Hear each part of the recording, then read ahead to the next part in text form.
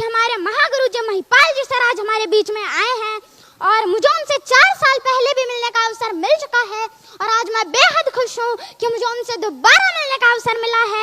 और इनके बारे में मैं जितनी तारीफ करूँ उतनी कम है। वाकई में इनके लिए कुछ शब्द ही नहीं है मेरे पास, पर फिर भी मैं इनके लिए 2 लाइन पेश करना चाहता हूँ।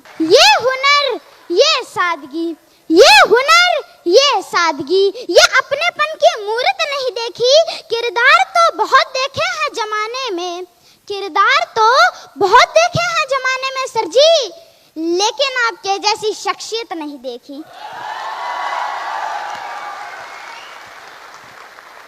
अब मैं आप लोगों से कहना चाहता हूँ कि आपके भी ऐसे ही भव्य प्रोग्राम होंगे, आपके लिए भी तालियां बजेगी, आपको भी मालाएं पहनाई जाएगी, आपके भी बड़े बड़े अचीवमेंट आएंगे, पर उसके लिए आपको बड़ा सोचना होगा, कंफर्ट जोन से निकलना होगा, क्योंकि कंफर्ट जोन ही आपका सबसे बड़ा दुश्मन है। और क्या आपको पता है, हम जैसा सोचते हैं वैसा ही होता है। तो चलो इस बात पर भी मैं आपको एक किस्सा सुना देता हूँ।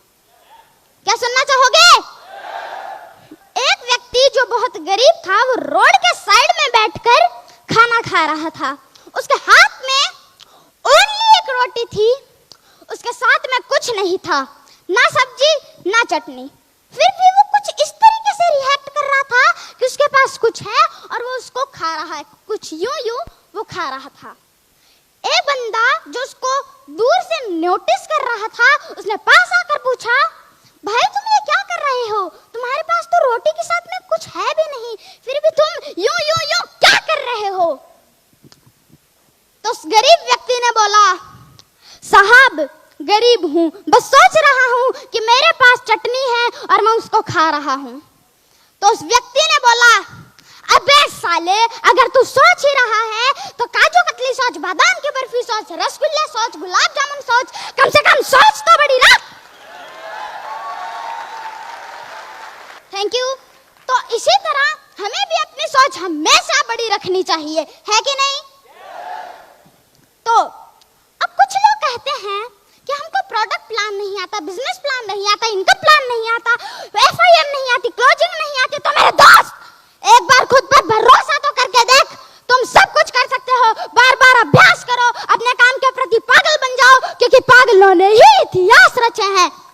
अब आप थॉमस को देख लीजिए, 30 बार आविष्कार फेल हुआ, 30 बार बल्ब फूटे, पर एक और बार कोशिश की और सफल हो गया। इसे पागलपन नहीं कहते तो क्या है कहते हैं?